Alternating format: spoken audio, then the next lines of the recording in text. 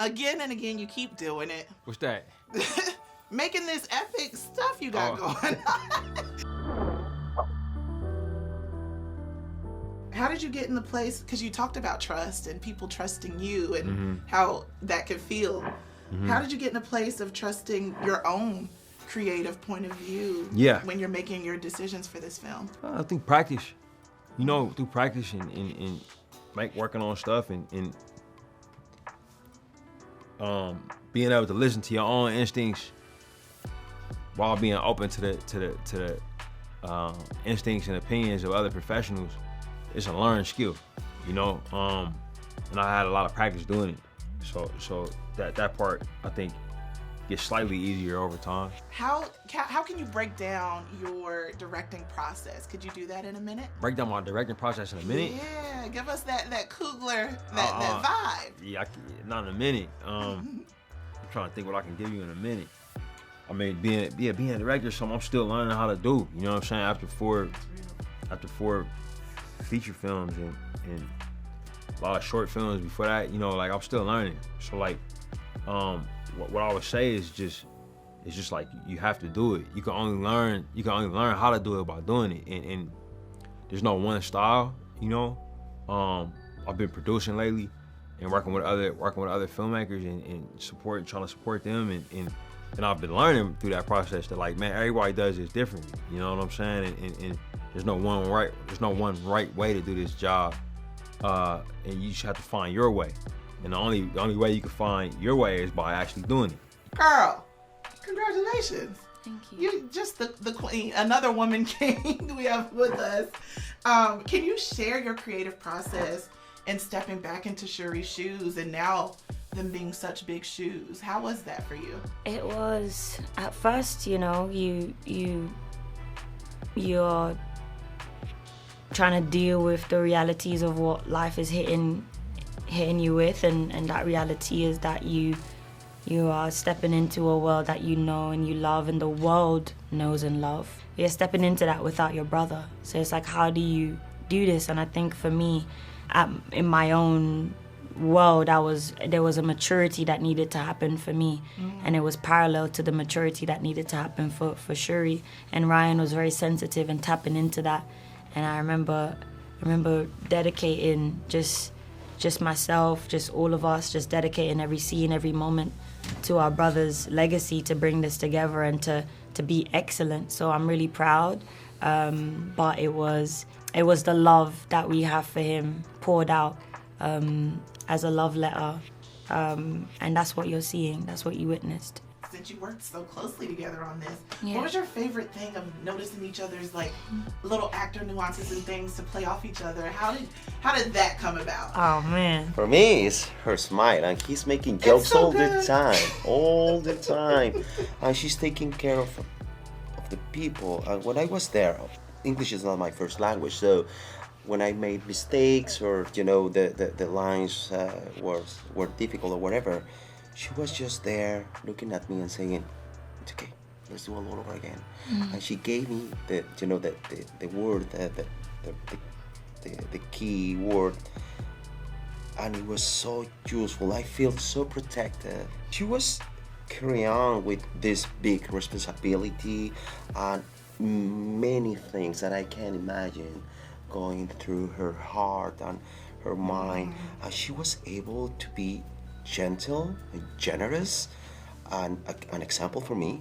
It was like, oh my God, this is a queen. It's like, my God, you want to serve this person, right? It's fantastic. I love that. Now, the big, beautiful, emotional, just powerful elephant in the room, getting a chance to honor Chadwick's memory as Black Panther, but also the human that Chad was. Brilliant to do it throughout the movie in the way that you did. How do you feel about how that played out and how you're honoring his legacy? Yeah, we feel good about it. It was something that was necessary and couldn't just be a one-off.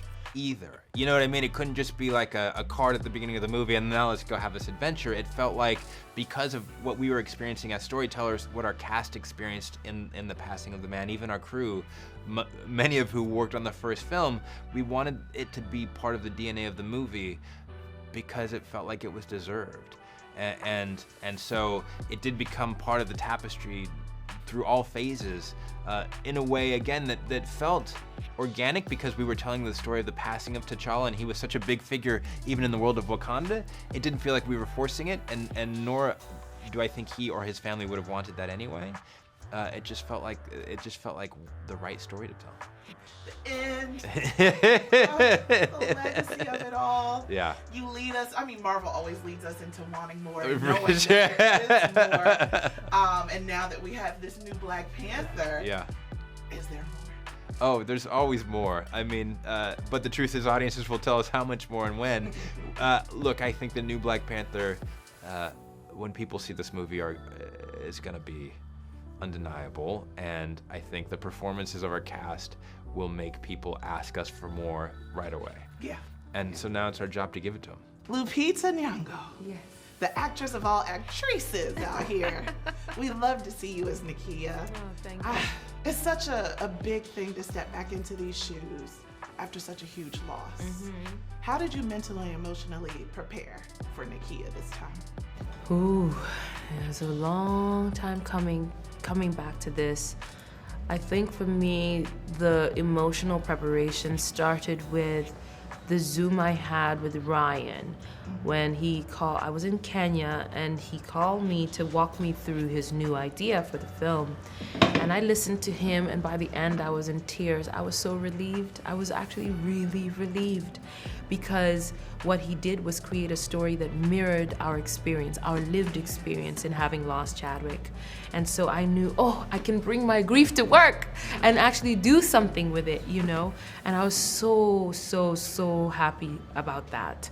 And then beyond that, I was thinking a lot about Chadwick and his work ethic and how he showed up 150% even when he was sick. And the fact that he was going through so much in his personal life but still showed up and committed to these imaginary circumstances with such grace. I was thinking about that, and I committed to having an open heart as I worked through this, and also just letting it roll off my back. All the things that didn't matter, and just being present and available for the rest of the cast as I worked. Yes. I want to know, because it had so much fun also in it, so many jokes and so many moments of glee and joy, what was your favorite fun scene to shoot within the film?